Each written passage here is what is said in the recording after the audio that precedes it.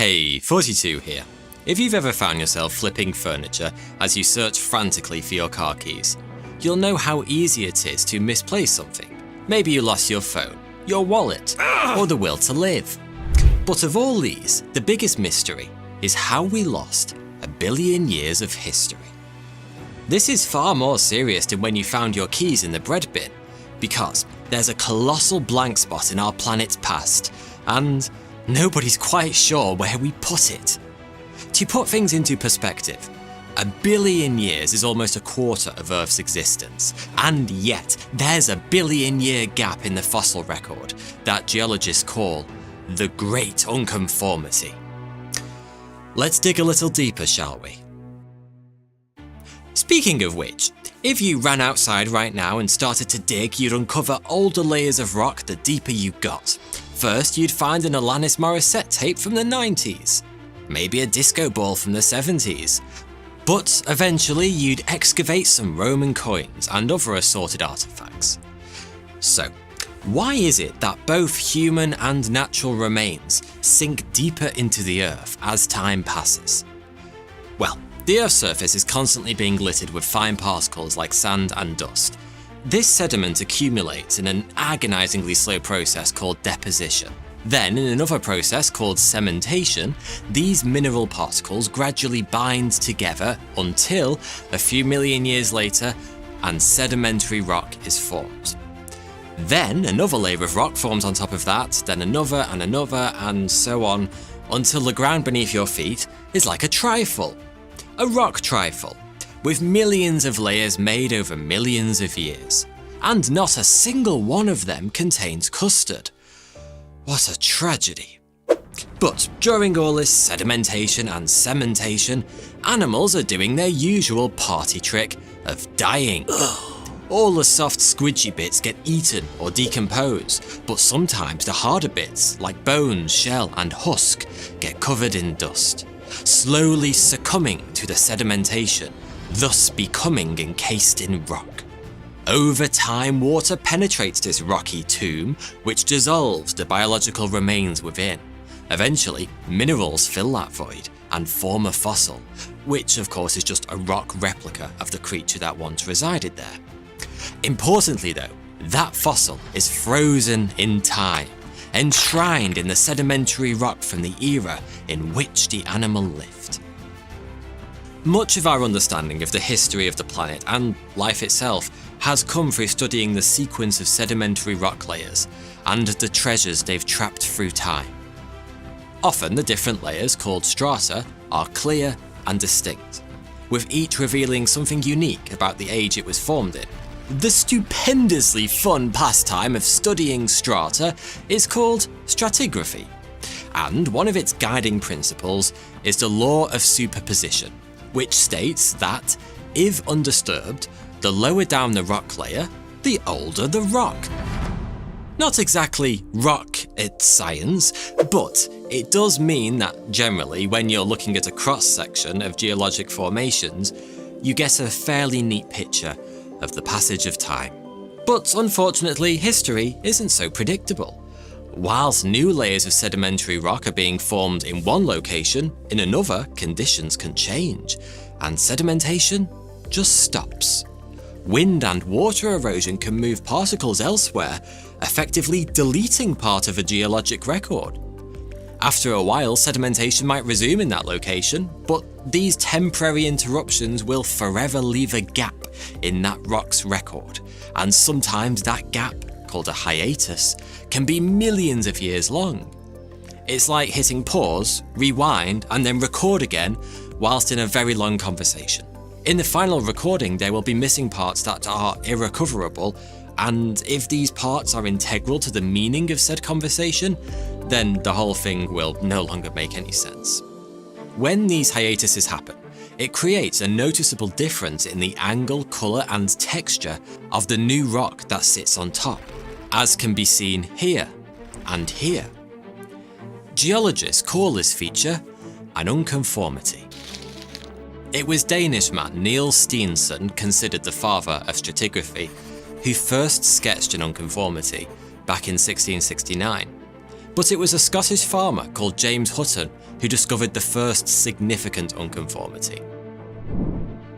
Whilst walking near Sicker Point in Scotland in 1787, he noticed a striking difference between the lower and upper rock formations, and so he coined a name for it: Hutton's Unconformity. If that name sounds a little rude to you, but you're not really sure why, join the club. Anyway, the greyish lower layer of rock is made up of deep-sea deposits from around 425 million years ago.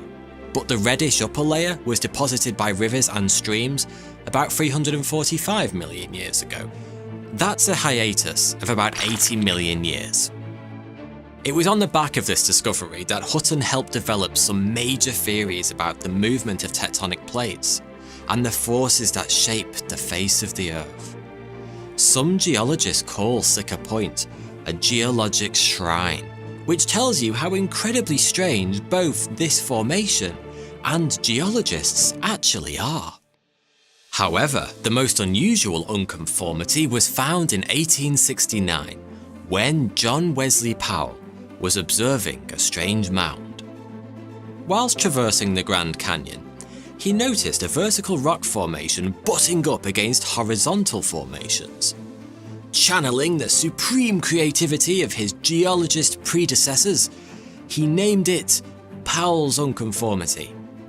But since then it's been more commonly referred to as Powell's Great Unconformity, and there are two striking reasons why it's deserving of a great.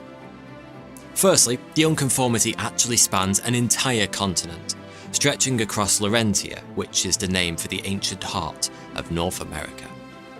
Secondly, many other unconformities had been unearthed around the world at this point, but they mostly represented small gaps, on a planetary scale at least, maybe tens of millions of years. But the smallest time gap between the two rock layers in the Great Unconformity is a modest 250 million years, and the biggest is over 1.2 billion years. That's right, that missing piece of prehistoric pie sandwiched between these two unassuming rock formations represents up to 1.2 billion years of missing history, and we have no idea where it went. But there's so much more to this rocky weirdness. Since Powell's grand discovery, a few more formations have been found all over the world that have the same time period plucked from their record. Together, we collectively refer to these as the Great Unconformity. It's a mystery that spans the entire planet and over 1 billion years of missing knowledge. Take the Grand Canyon example. Here, the 525 million year old Cambrian era Tapiat sandstone sits snugly on top of the 1.7 billion year old Vishnu basement rocks, dating back to the Precambrian era. Like I said, a time gap of 1.2 billion years. Weird, right?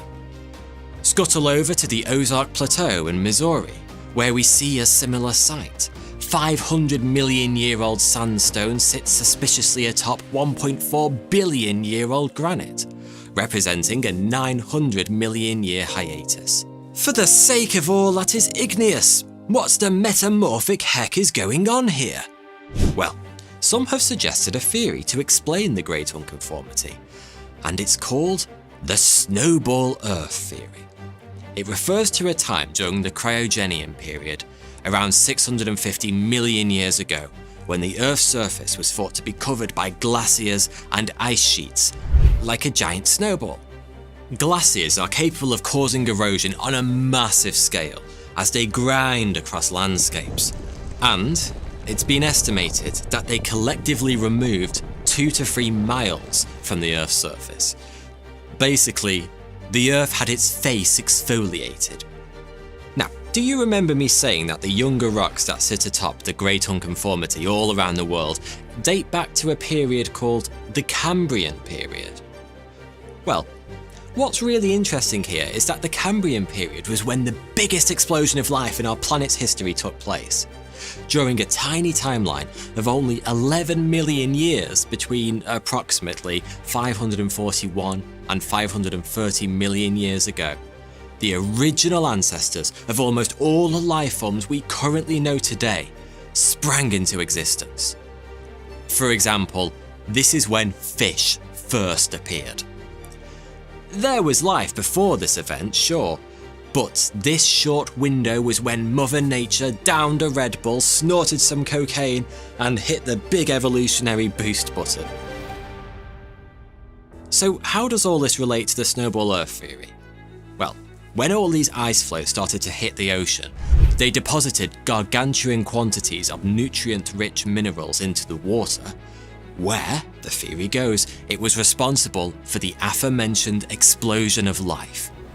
Over 1 billion years of sedimentary rock was just carved from the face of the planet by glaciers, then plunged into evolution's breeding ground, the ocean, where the many minerals contained within acted as a catalyst for life as we know it today. So, in the end, it looks like we did lose 1 billion years of history down the back of the sofa, only the sofa in question turns out to be the bottom of the ocean. But Snowball Earth remains a theory, one that was only posed as recently as 1998 by Dr. Paul Hoffman. And if you ask me, 2 decades doesn't seem like enough time to definitively explain 1 billion years of missing history. Maybe someday new techniques or technologies will rock the geology world and enable us to fill in more of the missing gaps in our planet's very long, very empty history book. But until then, the great unconformity will remain a great mystery. Thanks for watching.